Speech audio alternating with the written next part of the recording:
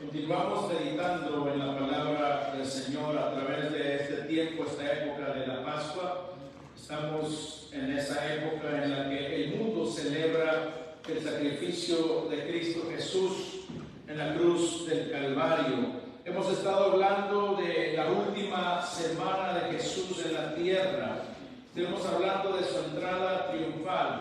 Estuvimos hablando de cómo María lo ungió sin saberlo, sin haberlo entendido para su sepultura, pero sabemos que todo esto estaba dentro de la voluntad del Padre para glorificar su nombre y para sacarnos a nosotros de la esclavitud, del pecado y del dominio de Satanás. Después de que Jesús entró en Jerusalén, Jesús se dirigió hacia el templo donde estuvo por algún tiempo y donde se le acercaron ciegos y cojos, dice la palabra, y Jesús los sanó. Los principales sacerdotes y los escribas vieron estos milagros, estaban presenciando lo que el Hijo de Dios estaba haciendo con la gente necesitada. Miraban cómo sanaban los cojos, cómo miraban los ciegos, y de repente los niños, los jóvenes, los que estaban alrededor en el templo comenzaron a alabar a Cristo diciendo: Hosana al Hijo de David, sálvanos hijos del Hijo de David. Y los principales sacerdotes, los líderes religiosos del pueblo se molestaron en gran manera y le reclamaron a Jesús por las alabanzas que los jóvenes y los niños le estaban dando. Pero Jesús les responde como Él siempre lo hacía, con toda sabiduría. Y cuando les responde a los principales del pueblo, le responde con un pasaje del Salmo 8 en el verso 2, donde dice: de la boca de los infantes y de los niños de pecho has establecido tu fortaleza. En otras palabras, aún los pequeños entendían lo hermoso del Dios que estaba frente a ellos, trayendo la sanidad y la salvación. Y Jesucristo les dice: me están adorando porque soy Dios. En otras palabras, es lo que les estaba dando a entender a los líderes del pueblo de Israel.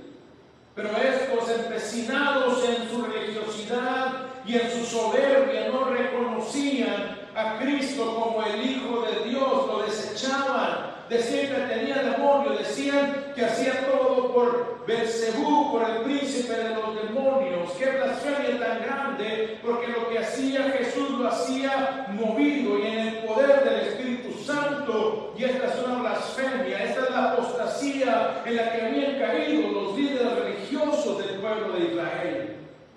Eran apóstatas. Apostasía significa cuando negamos lo que Dios hace y otorgamos las obras de Dios a otras fuerzas, a otros poderes. Y es lo que estaban haciendo estos líderes que se suponía deberían de llevar al pueblo a la presencia de Dios. Vayamos a Marcos, el Evangelio según San Marcos, capítulo 11, versos 12 al 25. Marcos 11, versos 12 al 25. Y la palabra del Señor dice así: a la mañana siguiente, cuando salían de Betania, Jesús tuvo hambre. Vio que a cierta distancia había una higuera frondosa, así que se acercó para ver si encontraba higos, pero solo tenía hojas, porque aún no había comenzado la temporada de los higos. Entonces Jesús dijo al árbol: que nadie jamás vuelva a comer de tu fruto. Y los discípulos lo oyeron. Cuando llegaron de nuevo a Jerusalén, Jesús entró en el templo y comenzó a echar a los que compraban y vendían animales para los sacrificios. Volcó las mesas de los cambistas y las sillas de los que vendían palomas. Y les prohibió a todos que usaran el templo como un mercado. Les dijo: las Escrituras declaran mi templo será llamado casa de oración para todas las naciones, pero ustedes lo han convertido en una cueva de ladrones. Cuando los principales sacerdotes y los maestros de la ley religiosa oyeron lo que Jesús había hecho, comenzaron a planificar cómo matarlo. Pero tenían miedo de Jesús porque la gente estaba asombrada de su enseñanza. Esa tarde Jesús y los discípulos salieron de la ciudad. A la mañana siguiente, al pasar junto a la higuera que él había maldecido, los discípulos notaron que se había marchitado desde la raíz. Pedro recordó lo que Jesús había dicho al árbol el día anterior y exclamó: mira, Rabí, la higuera que maldijiste se marchitó y murió. Entonces Jesús dijo a los discípulos: tengan fe en Dios. Les digo la verdad. Ustedes pueden decir a esta montaña: levántate y échate al mar, y sucederá. Pero deben creer de verdad que ocurrirá y no tener ninguna duda en el corazón. Les digo, ustedes pueden orar por cualquier cosa, y si creen que la han recibido, será suya. Cuando estén orando, primero perdonen a todo aquel contra quien guarden rencor, para que su Padre que está en el cielo también les perdone a ustedes sus pecados. Oremos. Señor, te damos gracias por tu palabra en esta tarde y te pedimos que nos hables de una manera poderosa, una manera especial, una manera que entre hasta lo más profundo de nuestro ser y pueda traer cambio, pueda traer transformación, para que podamos nosotros bendecir tu nombre como debemos hacerlo en espíritu y en verdad, para que podamos dar un fruto que realmente te dé a conocer donde quiera que nosotros vayamos. Toma el control de cada mente, de cada corazón, de cada intención, Señor, y te rogamos, toma el control de este medio ambiente para que tu palabra pueda llegar donde debe de llegar y así producir en nosotros lo que tú la has mandado producir en esta tarde, como esta lluvia que está cayendo, Señor. Así es tu palabra que no vuelve a ti vacía, y te rogamos que tu palabra nos haga lo que aún no somos, que nos enseñe lo que aún no sabemos, y que nos lleve a donde quieres que tú vayamos, en tu presencia, Señor, en tu obra, Padre, en esta tarde. Obra en cada corazón, en el nombre precioso de Jesús pedimos todo esto. Amén y amén. Dice la palabra en estos versos 12 al 14: a la mañana siguiente, cuando salían de Betania, recordemos que después de estar en el templo y recibir la alabanza de la multitud, Jesús se regresó a Betania a pasar la noche, a descansar con sus discípulos, y en la mañana siguiente, que sería el martes, el martes, cuando salían de Betania, Jesús tuvo hambre, y cuando él venía en el camino, vio a una higuera, dice que estaba frondosa, las ramas verdes, las hojas verdes, las ramas fuertes. Esta higuera se miraba que iba a producir, mas aún no había producido, solo tenía hojas, porque aún no era la temporada de que nacieran los higos. Pero vemos que a pesar de todo esto, la palabra nos enseña que Jesús maldijo a esa higuera, y Jesús no maldijo a la higuera por capricho, no la maldijo porque tenía coraje en el momento. Debemos entender que el Señor Jesucristo es perfecto y Él nunca tuvo un enojo fuera de tiempo, ni un enojo de mal gusto. Por el contrario, lo que estaba haciendo Jesús en ese momento es enseñar una lección a sus discípulos, enseñarles a ellos la importancia de creer persona, de creer en Dios para poder dar fruto para gloria de su nombre. Después de maldecir la higuera, Jesucristo continuó hacia el templo. Esto es en el martes de la Pascua. Y vamos a hacer un paréntesis y vayamos al verso 20 aquí mismo en este capítulo. Y dice en el verso 20: a la mañana siguiente, esto sería ya el miércoles, al pasar junto a la higuera que él había maldecido, los discípulos notaron que se había marchitado. ¿Desde dónde? Desde la raíz. Ese es un milagro poderoso que hizo Jesucristo, porque no se marchitaron únicamente las hojas ni las ramas, sino que desde la raíz de ese árbol se marchitó. Y los discípulos asombrados comenzaron a comentar, y Pedro le dice: mira, Rabí, mira, maestro, la higuera que maldijiste se marchitó desde la raíz, se murió. Y vemos que Jesús da una respuesta a Pedro y a los discípulos en el verso 22 al 24, y dice así: entonces Jesús dijo a los discípulos: tengan fe ¿en quién? En Dios. Les digo la verdad, ustedes pueden decir a esta montaña: levántate y échate al mar. Estaba frente al monte de los olivos, amén, y sucederá, pero no deben creer deben creer de verdad que ocurrirá y no tener ninguna duda en el corazón. Les digo, ustedes pueden orar por cualquier cosa, y si creen que la han recibido, será suya. Lo que el Señor está enseñando es que no debe haber duda en nuestro corazón cuando estamos pidiendo algo que va de acuerdo a su voluntad. Él les enseña que la fe en Dios es suficiente para poder echar mano de ese poder maravilloso e infinito que Dios tiene para hacer cambios, para contestar las peticiones que traemos delante de Él. Pero lo debemos de hacer de acuerdo a su voluntad, sin dudar, creyendo que vamos a recibir lo que estamos pidiendo del Señor.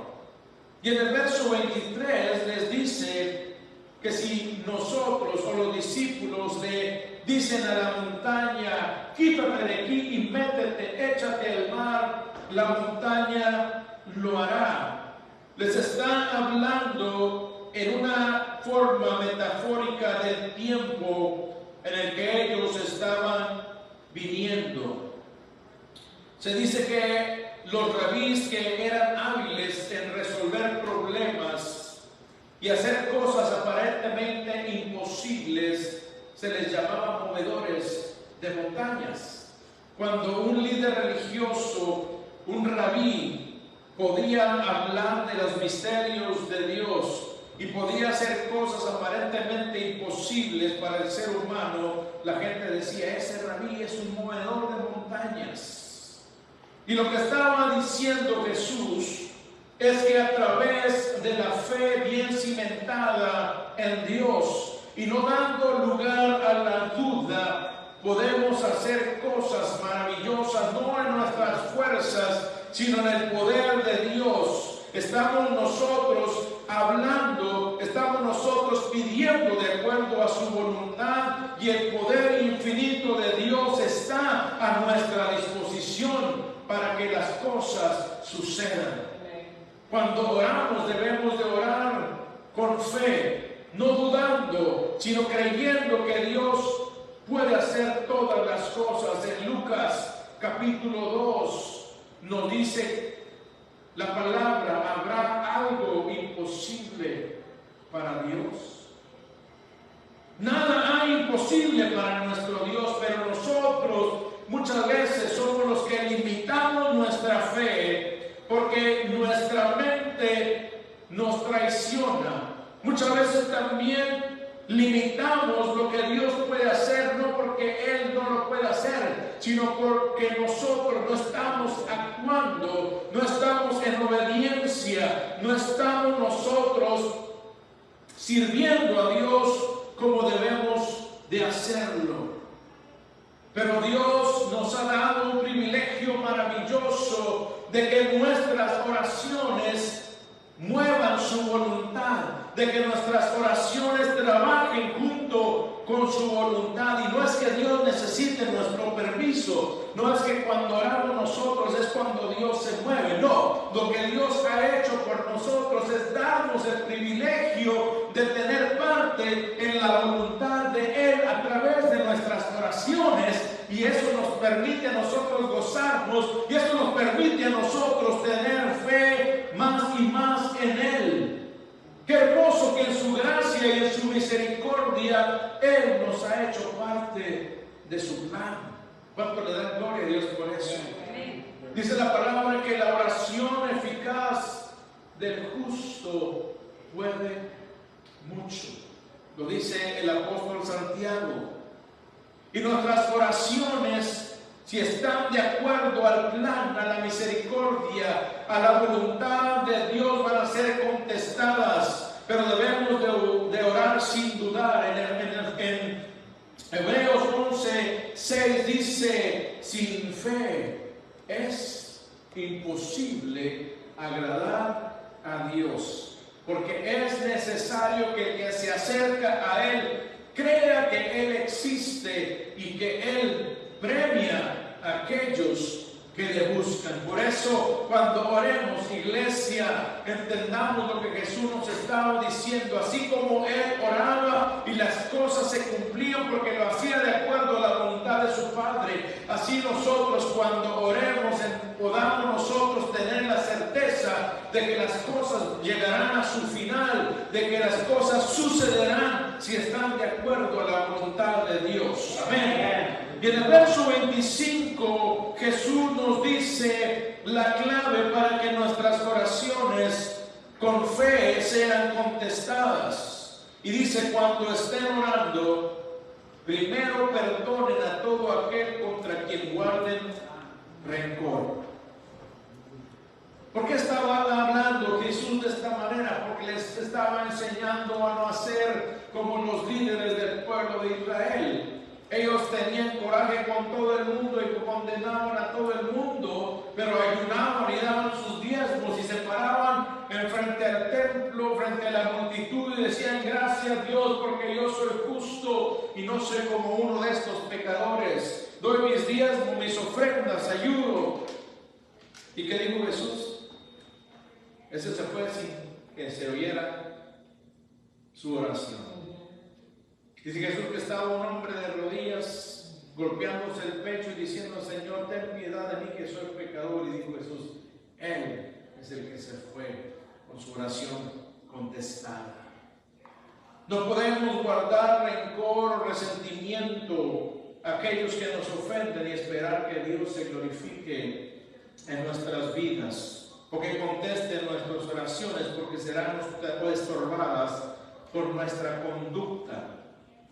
Para que Dios obre y perdone nuestros pecados, primero tenemos nosotros que perdonar a aquellos que nos ofenden. Él nos enseñó en la oración modelo, que dijo: y perdónanos nuestras ofensas, así como nosotros perdonamos a aquellos que nos ofenden. Nos está enseñando a perdonar primero para que nuestra oración pueda llegar ante el trono de la gracia de Dios y ser contestadas. Nos está enseñando a ser religiosos, a pensar que lo que hacemos es lo mejor, despreciando a los humildes, despreciando a los que tienen menos en el Señor, despreciando a aquellos que no nos caen bien y trayendo a nosotros juicio de Dios. Vaya conmigo a 1 de Juan capítulo 3. 1 de Juan, al final casi de la Biblia está 1 de Juan, y vamos a ir al capítulo 3, versos 19 al 22. 1 de Juan 3, 19 al 22, dice así: Aun si nos sentimos culpables, Dios es superior a nuestros sentimientos y Él lo sabe todo. Queridos amigos, si no nos sentimos culpables, podemos acercarnos a Dios con plena confianza y recibiremos de Él todo lo que le pidamos, porque lo obedecemos y hacemos las cosas que le agradan. Aquí vemos que Juan nos está diciendo: si no hay nada que guardes en tu corazón en contra de tu prójimo, si no hay nada en tu corazón de lo que te sientas avergonzado delante de Dios, si no hay nada en tu corazón en lo cual sientas que no puedes acercarte ante el trono de la gracia de Dios, entonces tus oraciones serán contestadas. Gloria al nombre de nuestro Señor. Por eso desde el 19 dice: nuestras acciones demostrarán que pertenecemos a la verdad. Entonces estaremos confiados cuando estemos delante de Dios. ¿Qué acciones hablan? Nuestra obediencia y nuestro amor a nuestro prójimo. Jesús dijo: el primer mandamiento es: amarás a tu Dios con todo tu corazón, con toda tu mente, con todas tus fuerzas. Y luego dice: y el segundo es: amarás a tu prójimo como a ti mismo. Por eso nos dice: nuestras acciones demostrarán que pertenecemos a la verdad. Entonces estaremos confiados cuando estemos delante de Dios. Y cuando nosotros obedecemos a Dios, cuando hacemos las cosas que le agradan a Él, estamos dentro de su voluntad. Cuando estamos dentro de su voluntad y en obediencia, su Espíritu causa que nuestras oraciones vayan de acuerdo a la voluntad perfecta de Dios. Y nuestras oraciones reciben contestación. Por eso alabamos y bendecimos el nombre de nuestro Señor. Y aprendemos de la higuera a tener fe para recibir lo que pedimos. Aprendemos de la higuera a que necesitamos no solamente ser aparentes, sino tener fruto para la gloria de Dios, y lo estaremos viendo más adelante. Ahora regresemos al templo con Jesús. Vayamos al verso 15 de aquí de Marcos 11. Y dice: cuando llegaron de nuevo a Jerusalén, Jesús entró en el templo y comenzó a echar a los que compraban y vendían animales para los sacrificios. Volcó las mesas de los cambistas y las sillas de los que vendían palomas.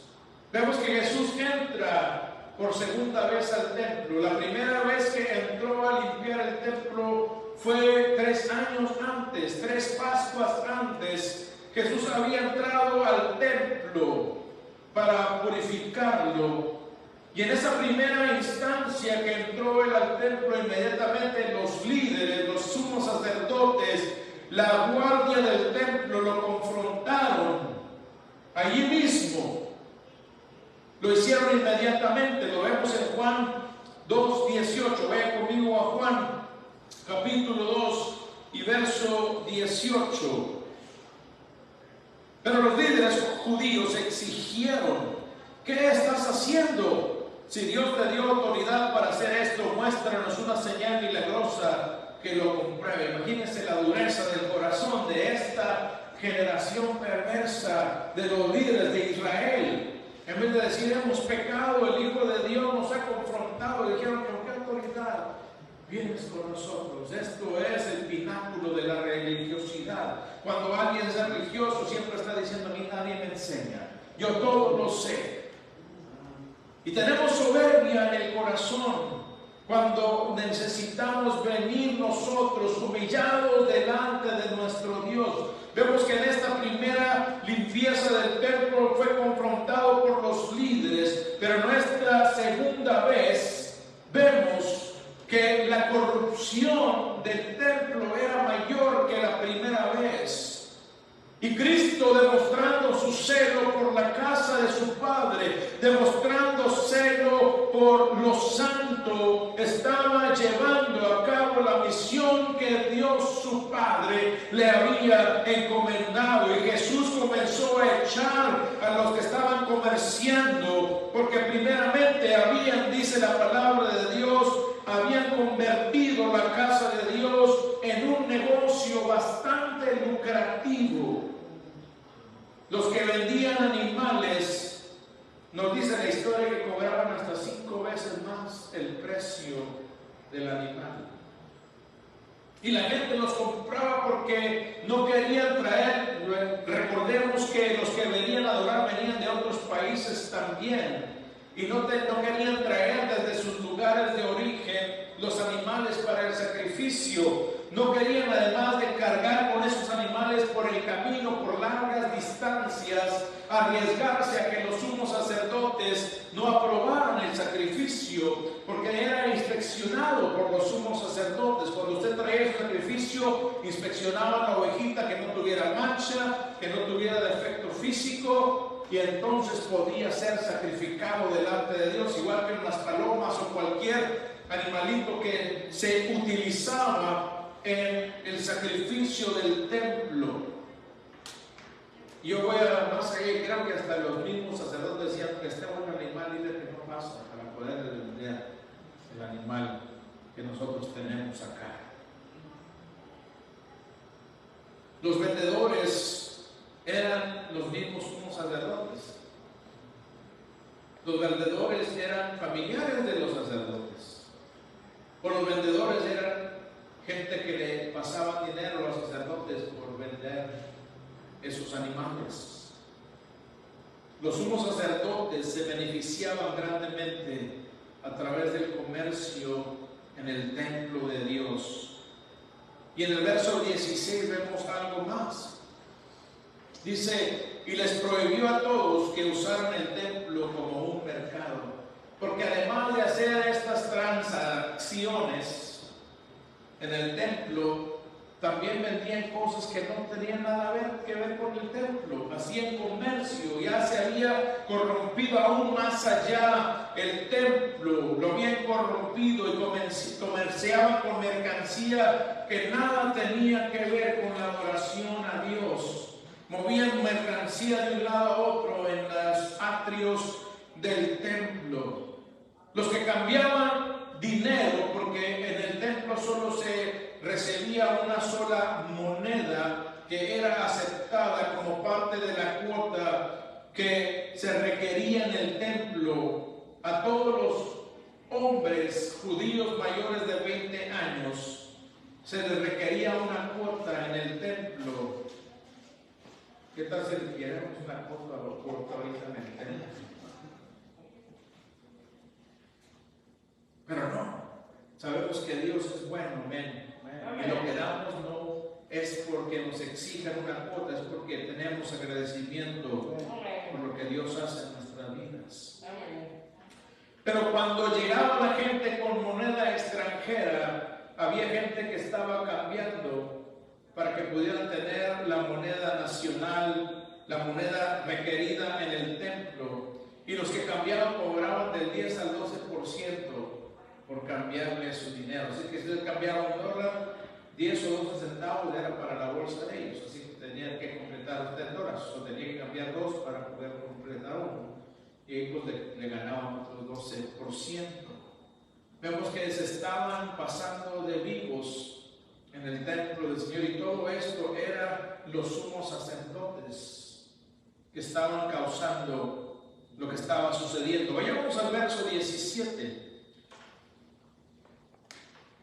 Les dijo, las escrituras declaran, mi templo será llamado casa de oración para todas las naciones, pero ustedes lo han convertido en una cueva de ladrones. ¡Wow! ¡Qué tremendo juicio! ¡Qué tremenda acusación del Hijo de Dios a aquellos que se suponía tenían que enseñar al pueblo integridad! Tenían que enseñarle al pueblo a adorar y alabar a Dios en espíritu y en verdad. Tenían que enseñarle al pueblo la verdadera adoración. pero vemos que ellos mismos estaban extorsionando al mismo pueblo para hacerse ricos, utilizando la adoración como una excusa. Y Jesús los reprende duramente empleando escrituras que ellos conocían a la perfección. Vayamos a Isaías 56:7. Isaías 56:7. Y es el pasaje que Jesús emplea para reprenderlos. En la segunda parte dice: porque mi templo será llamado casa de oración para todas las naciones. Y vayamos enseguida a Jeremías capítulo 7, ahí mismo donde estamos, no voltee las hojitas, de ahí está Jeremías. Capítulo 7 y verso 11. Dice así, Dios acusando. Dice, ¿desde dónde acusa Dios a los líderes del pueblo de Israel? Desde el Antiguo Testamento estaban haciendo todo esto. ¿No reconocen ustedes mismos que este templo que lleva mi nombre se ha convertido en una cueva de ladrones? Les aseguro que veo todo el mal que ocurre allí. Yo, el Señor, he hablado. Yo creo que este era un motivo de estremecerse y caer de rodillas pidiendo perdón por lo que estaban haciendo los líderes del pueblo de Israel. Amén. Pero la situación y el estado espiritual de los líderes del pueblo era paupérrima, era triste. Como lo dije, ellos estaban en apostasía. Y por esto nosotros podemos ver perfectamente que lo que estaban haciendo obedecía a su religiosidad, a la apostasía que había en el corazón, a la falta de amor verdadero por Dios, a quien ellos decían adorar, mas sin embargo estaban adorándose a sí mismos, estaban idolatrándose a sí mismos al hacer tantas ganancias en el templo de Dios.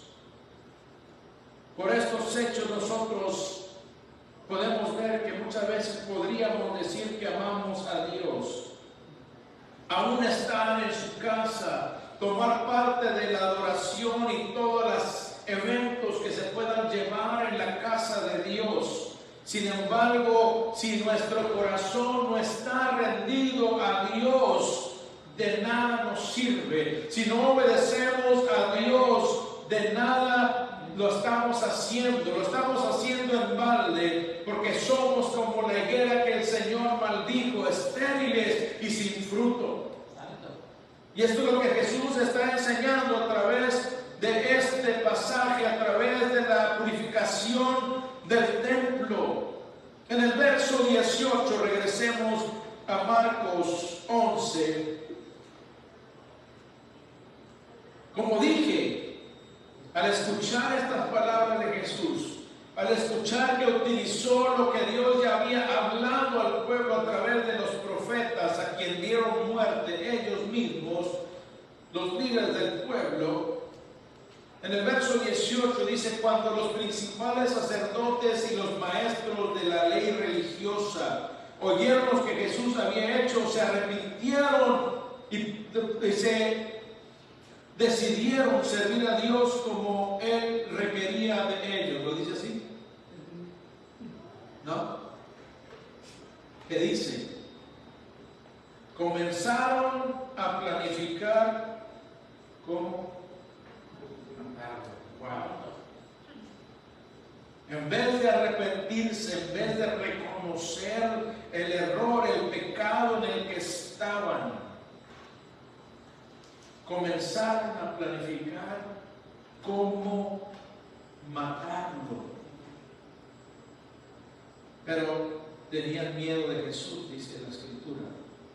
No por Jesús. Ya lo odiaban, ya lo querían matar, no le tenían miedo a él. Tenían miedo porque la gente estaba asombrada de su enseñanza, y si hacían algo en ese instante, la gente se les iba a ir encima. estaban guardando su propio pellejo, no creen que tenían amor por todos. Y eso es la religiosidad. Preferimos guardar nuestro pellejo en nuestra imagen antes que rendirnos ante Dios. Preferimos tener buena opinión de los demás cuando realmente el que ve el corazón es el que debemos de rendirle nuestra vida. En lugar de arrepentirse y escuchar la voz del Hijo de Dios, los líderes que deberían de amar al pueblo y enseñarle el amor al pueblo, querían asesinar al mismo Hijo de Dios. Comenzaron a planificar cómo matarlo, pero por miedo al pueblo, como dije, no lo llevaban a cabo. Y esta enseñanza es para nosotros, iglesia. Cuando estamos en religiosidad, no nos importa dañar a otros, no nos importa rebajar a otros, no nos importa matar a otros espiritualmente, con tal de que nosotros nos veamos bien, con tal de que nuestro nombre no sea manchado, con tal de que nuestra imagen no se caiga delante de los hombres. Qué tristeza que aún en este tiempo hay gente que actúa de esta manera. Es peligroso estar en religiosidad. Es peligroso en tratar de guardar nuestra imagen, porque podemos dañar a aquellos que son más débiles que nosotros. Podemos dañar a los débiles espirituales, y al hacer esto nos hacemos nosotros objeto del juicio y de la ira de Dios. ¿Qué dijo el Señor Jesucristo? Mas hay de aquel que haga tropezar a uno de mis pequeñitos. Mejor sería que se ate una piedra de molino y se eche en lo más profundo del mar. Fíjense lo que Dios está diciendo. Mejor suicídate en lugar de tú echar a alguien al mundo, de hacer que alguien blasfeme el nombre del Señor. La religiosidad, en lugar de acercarnos a Dios, nos aleja de Él, nos hace apóstatas. En lugar de acercarnos a Dios, de mirar a Dios y darle gracias por su misericordia, por su amor y su cuidado hacia nosotros, la religiosidad nos enfoca en nuestros propios logros. Yo he hecho, yo he dicho, yo tengo tanto tiempo, yo conozco la Escritura, nadie me puede enseñar. Y queremos corregir a los demás. Y queremos enseñarle a los demás. Cuando dijo Cristo, ¿por qué no miras la viga que está en tu ojo antes de sacarle esa motita de tierra que está en el ojo de tu hermano o de tu hermana? La religiosidad nos aleja de Dios y nos enfoca en nuestros propios logros, en nuestro propio nombre y nuestra propia imagen. La religiosidad nos llena de soberbia. Y Dios dice la palabra en el Salmo 138, mira de lejos al soberbio, al altivo. Y Pedro dice, pero Él da gracia a los humildes. ¿Cuántos queremos la gracia de Dios? Debemos humillarnos. Debemos reconocer que sin Él no somos nada. Y tengan lo que tengamos, el tiempo que tengamos en el Señor, entre más tengamos, deberíamos sentirnos menos aptos para servirle y para amarle. Y esto debe causar en nosotros apelar a la misericordia, más y más a la gracia de Dios, y no soltarnos de su mano. No pensar que todo lo podemos, cuando Jesús dice, nada de mí, separados de mí, nada pueden hacer. Y en el ejemplo de la higuera vemos una enseñanza maravillosa en los versos 13 y 14 que ya leímos. Cuando ve la higuera y la maldice para que nadie pueda comer más de su fruto, en estos versos Dios, a través de su Hijo y su palabra, nos está enseñando lo que es la vida espiritual. A través de la palabra, el pueblo de Israel tiene el símbolo de ser la higuera. La higuera es un símbolo del pueblo de Israel. Si vamos a Oseas en el Antiguo Testamento, los profetas menores, Oseas, en este libro de este profeta Oseas, capítulo 9 y verso 10, Oseas 9 y verso 10, vemos la comparación que hace Dios, o el símbolo que utiliza Dios para el pueblo de Israel. Oseas 9:10 dice el Señor: oh Israel, cuando te encontré por primera vez, fue como encontrar uvas frescas en el desierto. Cuando vi a tus antepasados, fue como ver los primeros higos maduros de la temporada. Pero después me abandonaron por Baal peor y se entregaron a ese ídolo vergonzoso. En poco tiempo se volvieron viles, tan viles como el Dios al que rinde culto. Vemos que se hizo estéril Israel a irse tras otros ídolos.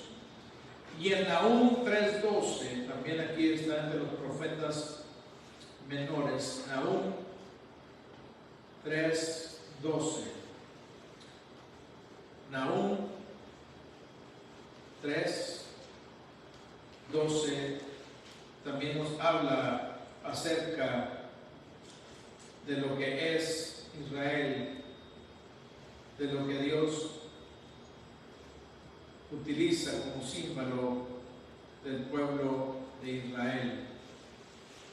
Está un poquito pegada las hojas. Nahum 3:12 dice así: todas tus fortalezas se derrumbarán, serán devorados como higos maduros que caen en la boca de los que sacuden los árboles. Está hablando del juicio contra el pueblo de Israel como una higuera.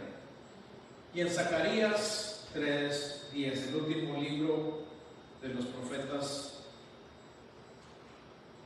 en el Antiguo Testamento, penúltimo, libro de los profetas del Antiguo Testamento, Zacarías, capítulo 3, verso 10, también, Dios comparando a Israel con la higuera.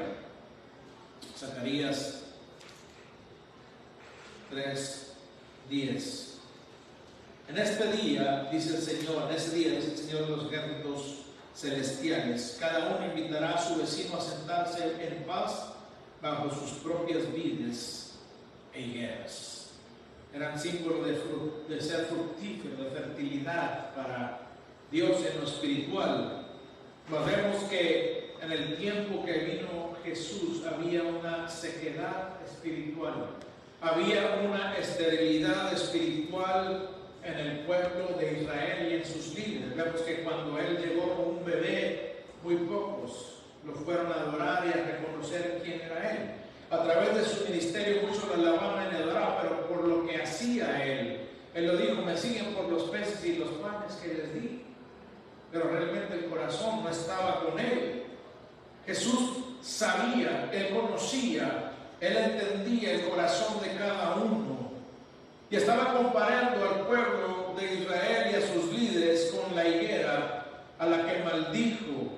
Cuando la condenó, les estaba enseñando que el pueblo de Israel aparentemente se miraba como la higuera frondoso. Tenía vista como de que realmente amaban a Dios y que iban al templo a adorar y que celebraban la Pascua, pero realmente no había fruto en ella, no había fruto para Dios. Al igual que aquellos que debían guiarlos, que debían enseñarles a servir y adorar a Dios en espíritu y en verdad. Y cuando Cristo condena la higuera y la seca, les está diciendo: si no hay fruto en el pueblo, si no hay fruto en los líderes del pueblo, serán condenados a la muerte eterna. Porque no están exhibiendo el fruto de arrepentimiento, no están exhibiendo el fruto que trae adoración genuina y testimonio a Dios. Jesús estaba condenando la hipocresía e infertilidad espiritual del pueblo y sus líderes. Qué tremendo juicio del Hijo de Dios en ese tiempo. Si usted recuerda cuando Jesús estaba entrando a Jerusalén en el burrito, él dijo: no conociste el tiempo de tu visitación, lo que conduce a la paz, y ahora es tarde para ti.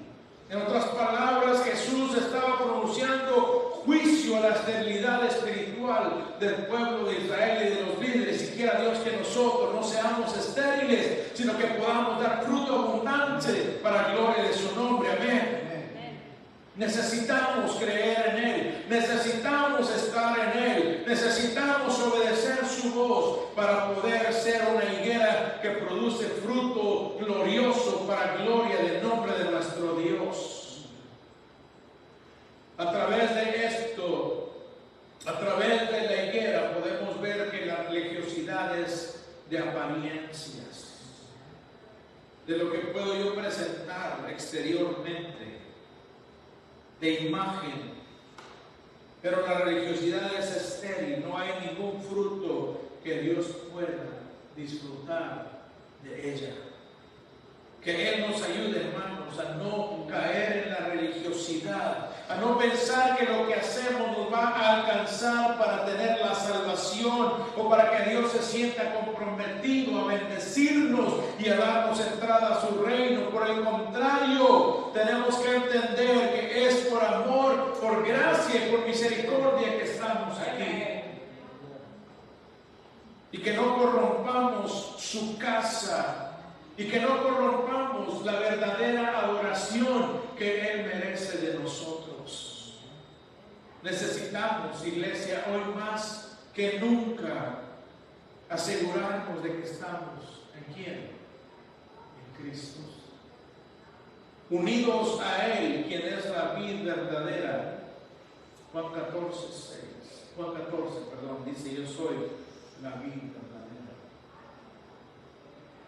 Tenemos que estar en Cristo para poder dar fruto digno de Él. Él lo dijo: porque separados de mí, todo lo van a poder. ¿No? ¿Qué dice?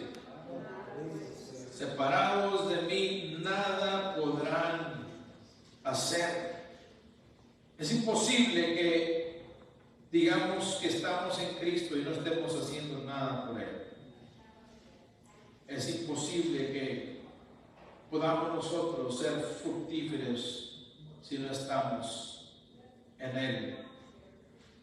Es necesario permanecer en Él para que podamos nosotros llevar un fruto que le dé la gloria y la alabanza a Él. Es necesario que cada día que vivimos y despertamos, nuestra oración sea: Señor, permite que esté en ti, que no me desvíe de tu enfoque, que siempre esté listo para adorarte y bendecirte, para que pueda yo estar en tu voluntad y pueda yo atraer a otros hacia ti. Necesitamos más que nunca hoy, estamos viendo tiempos peligrosos en los cuales la adoración a Dios se ha convertido en show. La palabra de Dios está dando a cuentagotas y se está dando rebajada. Pero nosotros necesitamos hablar de la realidad, de que necesitamos estar en Cristo y que Dios dice: sean santos como yo soy santo. De que Dios dejó en su palabra establecido en el libro de los Hechos, o carta a los Hebreos, donde dice: sin santidad nada podrá ver el rostro de Dios.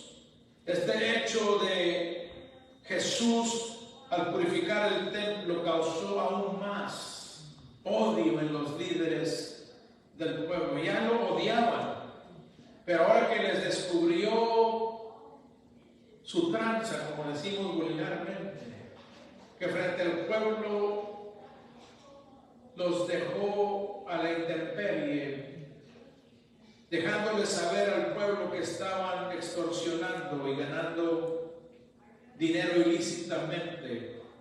El odio de los líderes creció aún más por él. Pero todo esto lo hizo Cristo con un propósito. No crean que dijo Cristo, ay, me regué, me los eché encima. No, lo que Cristo estaba haciendo tenía un propósito, porque Él sabía que a través de estos eventos su ida a la cruz del Calvario se estaba apresurando. Recordemos que el día en que fue ungido por María y Judas protestó porque se quería guardar el dinero para él, y del coraje Judas se fue a vender a Cristo con los líderes de Israel. Jesús ya lo sabía, y por eso Jesús les da en la llaga para hacerlos enojar aún más y que se apresurara su sacrificio en la cruz. Él lo tenía en su mente, y es por eso que Él ya no se ocultó más de los líderes del pueblo de Israel, sino que a la vista del pueblo los condenó y les habló duramente, pero no lo hacía por odio, porque Dios no odia. Jesús reprende en ira santa, y Él estaba tratando de que ellos volvieran sus corazones a Dios, pero vemos que eran apóstatas. Cuando alguien cae en la apostasía, ya no puede regresar a Dios. Cuando alguien le otorga a Satanás o a otra persona la obra del Espíritu Santo en la vida, está apostatando, ya no hay perdón para esta clase de personas. Y esto es lo que sucedió con los líderes del pueblo. En vez de arrepentirse, vemos que aún más odiaron al Señor. Él entendía que su tiempo estaba a 3 días. Esto sucedió el martes, miércoles, jueves, y el viernes lo estarían clavando en la cruz del Calvario. Y lo hizo por amor a nosotros. Lo hizo para redimirnos de la esclavitud del pecado, para redimirnos del dominio de Satanás, para trasladarnos del reino de las tinieblas al reino de su luz admirable. Gloria al nombre de nuestro Dios. Vemos que Jesús limpió el templo, pero también en esto podemos ver enseñanza para nosotros. ¿Cómo está el templo de Dios? ¿Cómo es que está mi vida delante de Dios? Dice Pablo en Corintios, ¿no saben que su cuerpo es el templo y morada del Espíritu Santo? Por eso necesitamos permitir que el Hijo de Dios limpie este templo, para que Él pueda morar en nuestro corazón, para que Él pueda tener el primer lugar en nosotros. Nuestro templo necesita estar limpio. Nuestra higuera debe dar fruto para la gloria de nuestro Dios. No demos lugar a la religiosidad ni a la hipocresía en nuestra vida. Reconozcamos lo que tenemos que reconocer. Cuando estamos en pecado o en error, llegar ante la presencia de Dios y poder nosotros pedir perdón y apartarnos de aquello que nos impide el poder agradar a nuestro Dios. La palabra nos dice en Isaías: el que encubre sus pecados no prosperará, pero el que los confiesa y se aparta de ellos, ¿qué dice? Alcanza la misericordia de Dios. Por eso es necesario que entendamos que esta semana última del Hijo de Dios trae mucho significado y enseñanza a nuestra vida, para que nosotros podamos apartarnos de aquello que nos impide servir a Dios como debemos de hacer. Él ya lo dio todo por nosotros. ¿Usted cree que su carne no estaba angustiada por lo que iba a pasar? ¿Usted cree que su carne no sentía lo que estaba haciendo de echarse encima a los líderes del pueblo de Israel, mas sin embargo a él no le importó, porque era necesario que él fuera a la cruz por nosotros. Así como es necesario que nosotros nos neguemos a nosotros mismos, tomemos nuestra cruz cada día y le sigamos para poder ver su gloria, para poder dar fruto abundante, para poder nosotros hablarle a los demás de su amor y de su misericordia, para que otros vengan al conocimiento de aquel que nos amó a nosotros. Es de darle gracias al Señor porque nos permite también a nosotros con nuestras oraciones estar en ese plan maravilloso de su voluntad. Qué privilegio tenemos el haber sido alcanzados por la gracia y la misericordia de nuestro Dios. En esta tarde aprendamos a darle todo al Señor, aprendamos a sincerarnos y a humillarnos delante de Él, para que Él glorifique su nombre en y a través de nosotros.